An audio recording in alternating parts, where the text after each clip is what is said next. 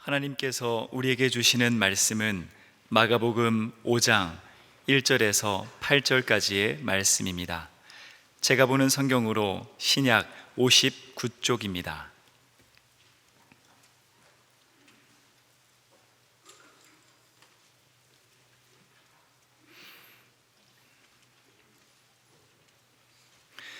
하나님의 말씀을 봉독하겠습니다. 예수께서 가다 바다 건너편 거라사인의 지방에 이르러 배에서 나오심에 곧 더러운 귀신 들린 사람이 무덤 사이에서 나와 예수를 만나니라. 그 사람은 무덤 사이에 거처 하는데 이제는 아무도 그를 쇠사슬로도 맬 수 없게 되었으니 이는 여러 번 고랑과 쇠사슬에 매었어도 쇠사슬을 끊고 고랑을 깨뜨렸음이러라. 그리하여 아무도 그를 제어할 힘이 없는지라. 밤낮 무덤 사이에서나 산에서나 늘 소리 지르며 돌로 자기의 몸을 해치고 있었더라. 그가 멀리서 예수를 보고 달려와 절하며 큰 소리로 부르짖어 이르되 지극히 높으신 하나님의 아들 예수여, 나와 당신이 무슨 상관이 있나이까? 원하건대 하나님 앞에 맹세하고 나를 괴롭히지 마옵소서 하니, 이는 예수께서 이미 그에게 이르시기를 더러운 귀신아 그 사람에게서 나오라 하셨음이라. 아멘. 겉보기에는 비슷해 보여도 그 속 알맹이는 완전히 다른 것들이 있습니다. 하나님이 우리에게 주시는 것과 또 세상이 우리를 유혹하는 것도 그렇습니다. 하나님은 우리에게 희락을 주시지만 세상은 우리를 쾌락으로 유혹합니다. 하나님은 우리를 평안함으로 인도하시지만 세상은 우리를 편안함으로 유혹합니다. 서로 비슷해 보이지만 완전히 다르죠. 우리를 유혹하는 세상의 쾌락과 편안함이 아니라 하나님이 주시는 참 희락과 참 평안을 누리시는 우리 모두가 되시기를 바랍니다. 이 시간 참 희락과 참 평안을 누리시라는 마음으로 옆에 계신 분들에게 희락의 희자와 또 평안의 안자를 합쳐서 이렇게 한번 인사해 보겠습니다. 오늘도 참 희한하세요. 오늘도 참 희한하십니다.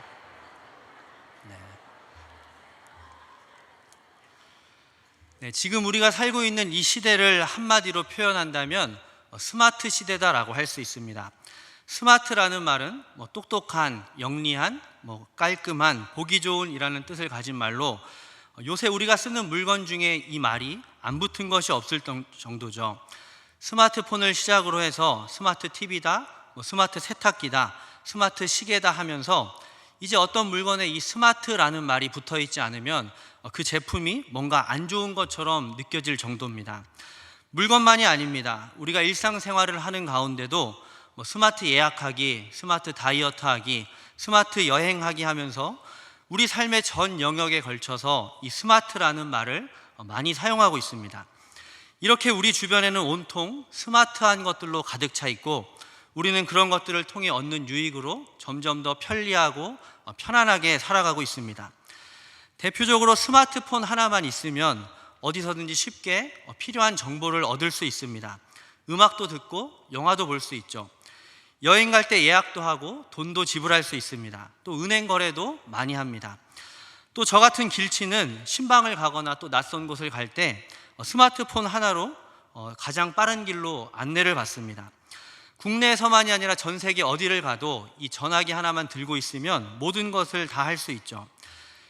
예전에는 해외에 있는 지인들과 전화 연락하기가 참 어려웠는데 또 통화가 된다 해도 부담도 됐죠. 그러나 이제는 스마트폰만 있으면 공짜로 통화할 수도 있고 심지어 얼굴을 보면서 통화할 수도 있습니다.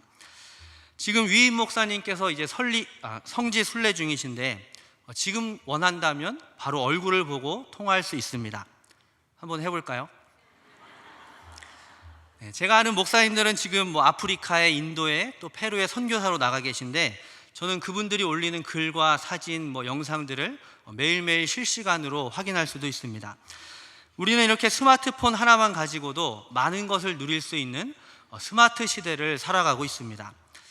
이런 스마트 시대가 중요시하는 것들이 있는데 대표적으로 속도와 편리함 그리고 효율성입니다.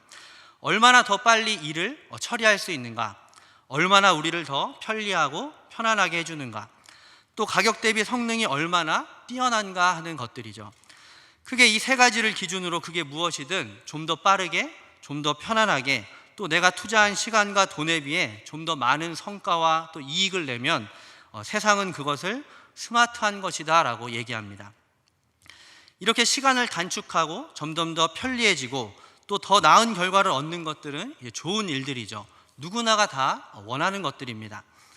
그러나 이런 스마트 시대의 위험성은 이 속도와 효율성은 그토록 중시하면서도 지금 내가 제대로 가고 있는지, 이게 맞는 것인지 그 방향과 과정에 대해서는 그리 중요하게 생각하지 않기도 하고 또 놓칠 때가 많다는 것이죠.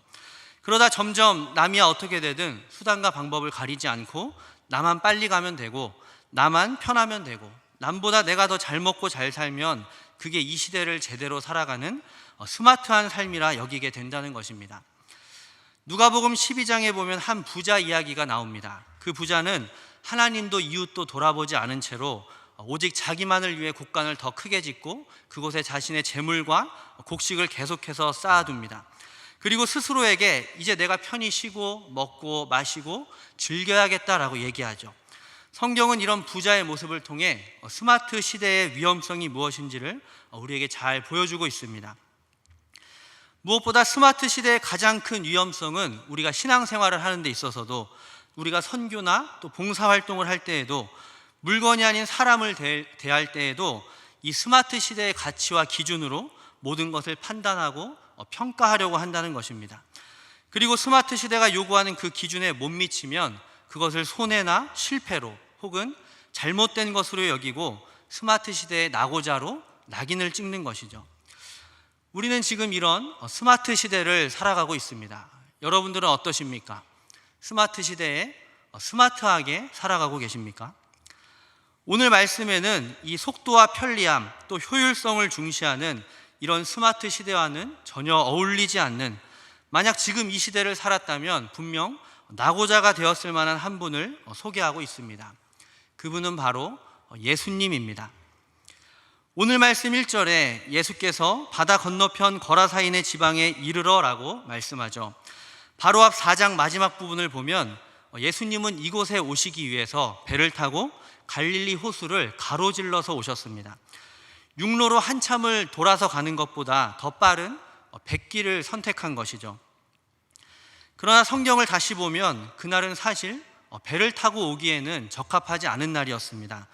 왜냐하면 4장 마지막 부분은 우리가 잘 알고 있는 이 바람과 바다를 잔잔하게 하시는 예수님의 기적 이야기가 나오고 있기 때문입니다.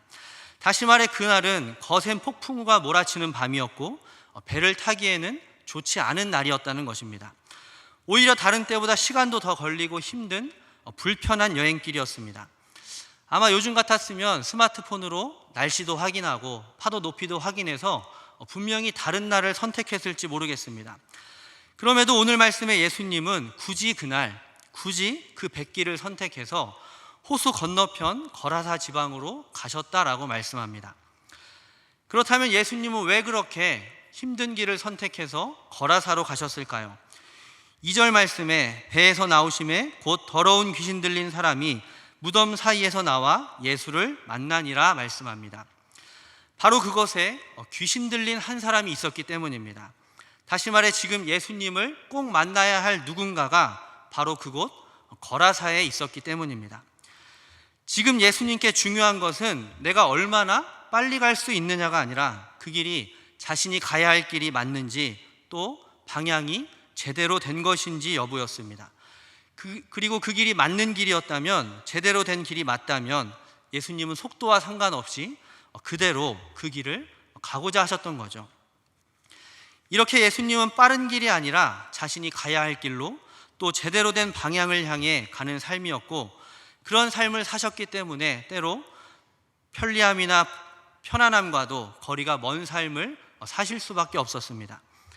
배를 타고 이동한 그날도 예수님은 배에서 내려온 적이 없을 만큼 하루 종일 자신을 찾아오는 사람들을 맞이하시고 그들에게 말씀을 가르치시고 그들의 병을 고쳐주셨습니다. 마가복음 3장 20절에는 무리가 다시 예수님께 모임으로 식사할 겨를도 없었다 하는 말씀처럼 예수님은 한시도 쉴 틈이 없을 때가 많았습니다. 또 머리둘 곳조차 없다 하는 말씀처럼 이 땅에서 맘 편히 쉴 만한 마땅한 처소도 없으셨죠. 그런 삶으로 늘 피곤하고 지쳐 있었기 때문에 폭풍우가 몰아치는 그날 밤 배 안에서도 예수님은 곤히 잠을 주무실 정도였습니다.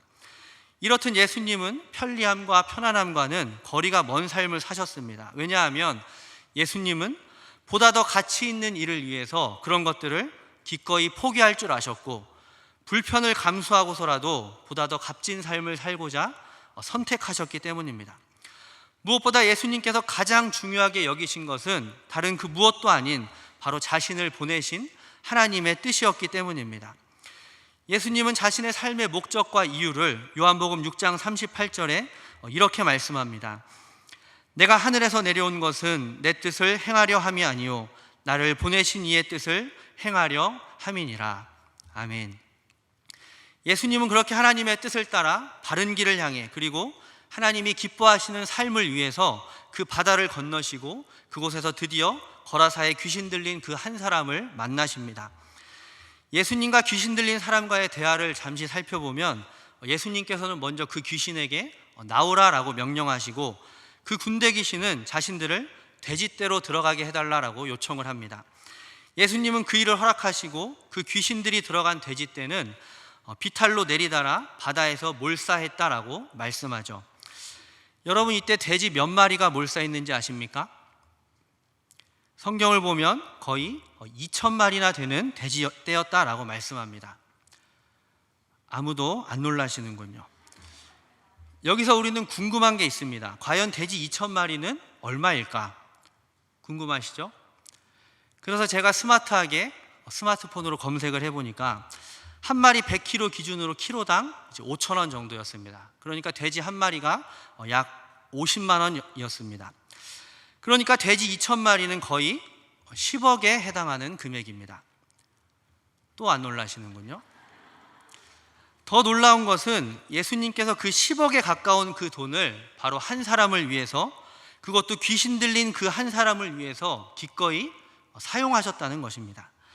아무도 관심 갖지도 않고 아무런 영향력도 없고 이미 마을 사람들 모두가 포기했던 이 시대의 기준으로 볼 때 아무런 쓸모도 없고 투자할 가치도 없는 그 한 사람을 위해서 예수님은 기꺼이 그 대가를 치르셨다는 것입니다. 또한 예수님은 그렇게 귀신 들린 자를 치유하신 후에 아무런 대가나 보상도 없이 한마디 감사 인사도 듣지 못한 채 배를 타고 다시 맞은편으로 건너가셨습니다.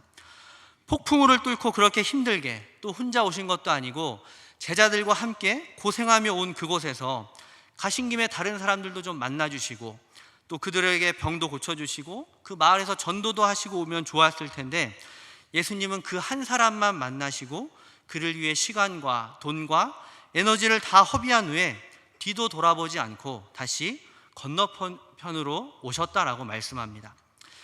여러분, 어떻습니까? 스마트 시대의 기준으로 보면 투자한 시간과 돈에 비해 너무 비효율적인 일정 아닙니까? 또 어떤 대단한 사람을 위해 그런 것도 아니고 아무도 신경 쓰지 않는 귀신 들린 그 한 사람을 위해서 그렇게 투자하셨다는 것도 너무 비효율적이지 않습니까? 그러나 예수님은 지금 이 시대처럼, 그리고 우리처럼 효율성을 따지지 않으셨습니다. 더구나 물건이 아닌 사람을 바라보시며 더더욱 그렇게 하지 않으셨습니다. 예수님은 그가 비록 아무도 관심 갖지 않는 귀신 들린 사람이었다 할지라도 사람을 있는 그대로 존귀한 그 한 사람으로, 하나님의 눈과 마음으로 천하보다 귀한 한 영혼으로 그를 바라보시며 대해주고 계셨던 것입니다. 이렇게 예수님의 삶은 스마트 시대가 중시하는 속도보다는 제대로 된 방향을 중시하는 삶이셨습니다. 자신의 편리함과 편안함보다는 보다 더 가치 있는 일을 위해 기꺼이 불편함을 선택하신 삶이셨습니다. 사람에 대해 효율성을 따지며 계산하기보다는 천하보다 귀한 한 영혼으로 바라보시는 삶이셨습니다. 예수님께서는 비록 육신의 몸을 입고 이 땅을 살고 계셨지만 이 세상의 기준과 또 스마트 시대의 기준이 아니라 하나님이 기뻐하시는 일을 위해 하나님께서 세우신 그 기준과 원칙을 따라 사는 하나님 나라를 살아가고 계셨던 것입니다. 여러분들은 스마트 시대에 어떤 삶을 살아가길 원하십니까? 스마트 시대에 우리는 과연 어떤 기준을 따라 살아야 할까요? 아직 고민 중이시라면 여러분 한번 생각해 보십시오. 과연 무엇이 진정으로 더 스마트한 삶일까요? 우리가 원하는 것들을 위해서, 또 시간이 지나면 다 썩어 없어질 것들을 위해서, 또 누린다고 해도 이 땅에서의 삶이 전부인 것을 위해서 우리가 가진 시간과 돈과 에너지를 투자하는 것과 다함이 없는 영원한 것을 위해 무엇보다 하나님이 기뻐하시는 뜻과 그 일을 위해서 우리가 가진 것을 투자하는 것, 이 중에 무엇이 진정 더 지혜롭고 효율적인 스마트한 삶일까요? 하나님께서는 누가복음 12장에 나오는 그 부자에게 20절에 어리석은 자여 오늘 밤에 내 영혼을 도로 찾으리니 그러면 내 준비한 것이 누구의 것이 되겠느냐라고 물으시며 그 부자를 향해 어리석은 자여라고 말씀하고 계심을 기억하시기 바랍니다. 또한 이 어리석은 부자와 달리 우리가 정말로 이 땅에서의 삶이 전부가 아님을 믿고 살아간다면 이 세상이 요구하는 스마트함이 아니라 하나님이 보시기에 진정 스마트한, 그리고 예수님이 우리에게 친히 보여주신 그 삶을 따라가고 선택하는 저와 여러분들의 삶이 되시기를 바랍니다. 우리는 스마트 시대에 예수님처럼 살아가야 됩니다. 왜냐하면 예수님께서 우리에게 본을 보여주셨고 우리는 그리스도인이기 때문이죠. 그리스도인이라는 이름 그 자체가 예수님을 따르기로 결단한 삶을 뜻하기 때문입니다. 그러나 우리가 위인전에 나오는 어떤 위대한 인물의 삶을 본받듯이 단순히 예수님을 그런 차원에서 본받는 것이 아니라 우리가 그런 삶을 살아가야 하는 보다 더 근본적인 이유가 있습니다. 오늘 말씀에 예수님께서 쓸모없는 그 한 사람을 찾아가 치유하시고 그를 구원하시기 위해서 모든 것을 포기하고 바다를 건너오신 오늘 이 이야기는 하늘 보좌를 버리시고 이 땅에 오셔서 죽기까지 고난받으신 바로 우리를 찾아오신 예수님의 이야기이자 바로 나의 이야기이기 때문입니다. 스마트 시대에 예수님처럼 사는 것이 과연 잘하는 것인지, 이게 과연 맞는 것인지를 따져보기 전에 예수님께서 그런 삶을 사셨기 때문에, 예수님께서 거라사에 귀신 들린 자를 대해 주신 것처럼 우리에게도 똑같이 대해 주셨기 때문에 우리가 지금 이 자리에 있을 수 있게 된 것임을 우리는 먼저 기억해야 됩니다. 예수님께서 만약 속도를 중시하셨다면 아직도 변화되지 않는 우리를 지금까지 기다려 주셨을까요? 예수님께서 편리함과 편안함만 추구하셨다면 우리를 위해 육신의 몸을 입고 이 땅에 오셔서 그렇게 죽기까지 고난 받으셨겠습니까? 예수님께서 효율성을 따지셨다면 우리를 대신해서 예수님께서 죽으신 것이 그렇게 효율적인 일이었겠습니까? 저와 여러분에게 그만한 가치나 보답할 만한 무언가가 있으십니까? 거라사의 귀신 들린 자처럼 우리 역시도 예수님의 무조건적인 은혜와 그 사랑을 입은 자들입니다. 그래서 우리는 더더욱 예수님처럼 살아가야 하는 것이죠. 본받기 위해서가 아니라 우리 모두가 다 예수님의 그 은혜와 사랑에 빚진 자들이기 때문입니다. 돼지 2,000마리 10억짜리 빚이 아니라 예수님의 생명을 대신한 예수님짜리 빚이 우리 모두에게 있기 때문입니다. 이 세상의 기준으로 계산하고 또 판단하기 전에 내가 진 빚과 내가 받은 이 은혜를 먼저 기억하며 예수님을 따라 살아가는 우리 모두가 되시기를 바랍니다. 이제 한 가지 모습을 더 살펴보려고 합니다. 오늘 말씀을 보면 이 귀신 들린 사람의 모습을 아주 자세하게 설명하고 있습니다. 3절부터 보면 그 사람은 무덤 사이에 살면서 쇠사슬로도 맬 수 없었는데 계속해서 묶은 것을 끊고 깨뜨렸기 때문이죠. 아무도 그를 제어할 수 없을 정도로 힘이 셌고 그는 밤낮 소리 지르며 자기 몸을 해하고 있었습니다. 또한 예수님께서 귀신에게 나오라라고 명령했을 때 그 귀신은 예수님께 나와 당신이 무슨 상관이 있습니까? 나를 더 이상 괴롭게 하지 마옵소서 하고 부르짖었다라고 말씀하고 있습니다. 여러분, 이 귀신 들린 자의 모습을 머릿속에 떠올리시면서 가만히 나 자신의 삶을 한번 돌아보십시오. 이 자리에 귀신 들린 분이 안 계시겠지만 이상하게도 우리 모습이 귀신 들린 자의 모습과 크게 다르지 않을 때가 많이 있음을 알 수 있습니다.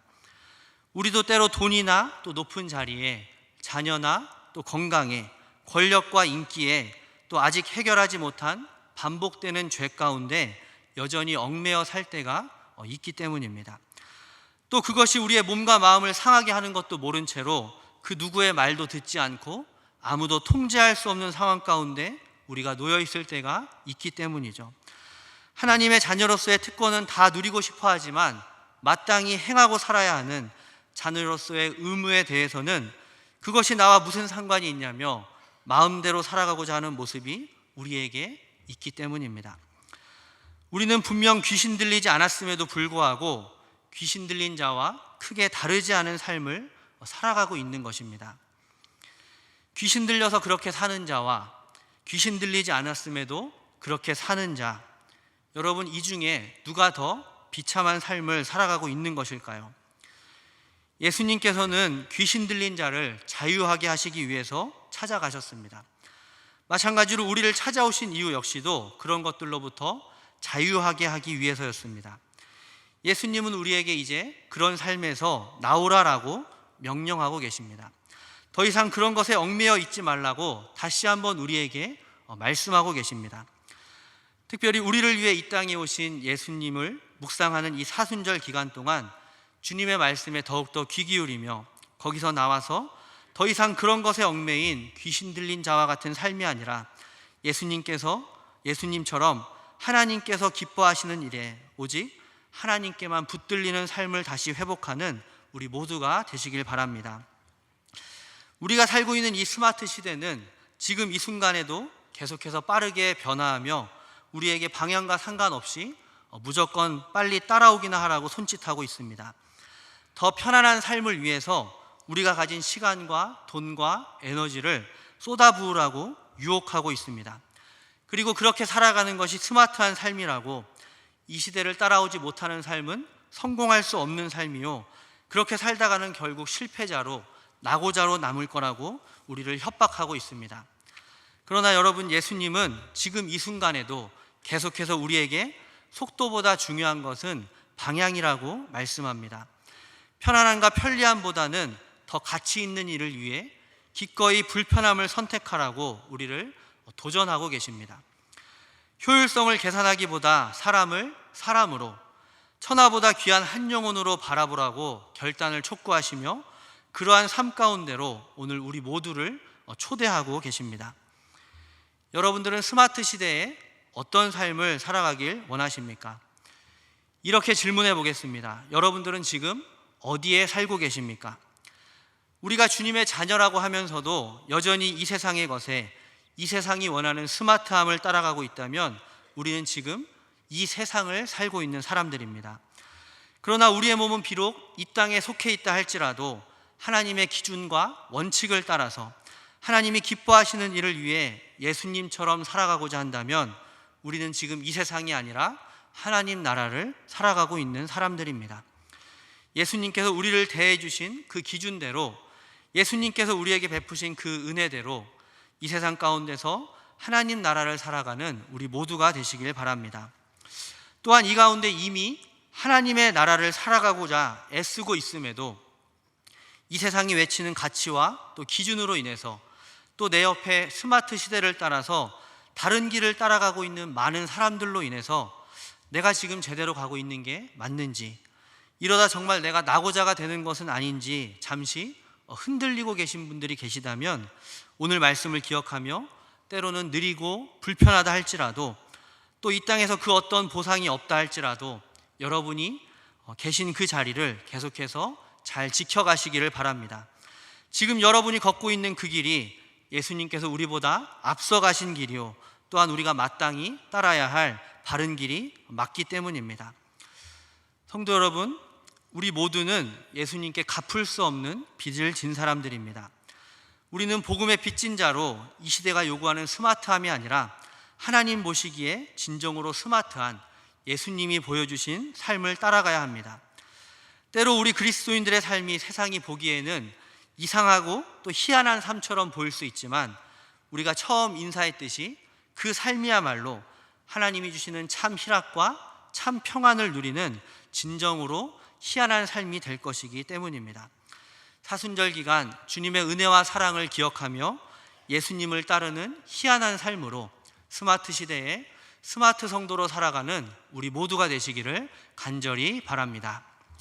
기도하겠습니다. 하나님 아버지, 우리를 이 시대의 기준으로 바라보며 대하지 않으시고 사랑과 은혜의 눈으로 아버지의 마음으로 우리에게 갚을 수 없는 은혜를 베풀어 주심을 감사드립니다. 받은 사랑을 기억하며 은혜의 복음에 빚진 자로 예수님처럼 이 땅에서 하나님 나라를 살아가는 우리 모두가 되게 하여 주옵소서. 스마트 시대를 살아가지만 이 시대가 원하는 스마트함을 무작정 따라가는 삶이 아니라 하나님이 원하시고 기뻐하시는 진정으로 스마트한 삶을 살아가는 우리 모두가 되게 하여 주옵소서. 감사드리며 우리를 위해 이 땅에 오신 예수님의 이름으로 기도드립니다. 아멘. 성도 여러분, 우리 모두는 예수님께 빚진 자들입니다. 이 세상이 요구하는 스마트한 삶이 아니라 하나님이 우리에게 원하시고 예수님이 친히 보여주신 진정으로 스마트한 삶을 살아가는 천안중앙교회 모든 성도님들 되시기를 간절히 바랍니다. 지금은 우리 주 예수 그리스도의 은혜와 하나님 아버지의 크신 사랑하심과 성령님의 교통하심이 스마트 시대에 이 세상이 요구하는 기준대로가 아니라 예수님이 우리를 대해 주신 대로 복음의 빚진 자로 살아가길 결단하는 우리 모두 위에, 각 가정과 일터 위에, 사순절 기간 우리의 삶 위에 지금부터 영원토록 함께 계시옵기를 간절히 축원하옵나이다. 아멘.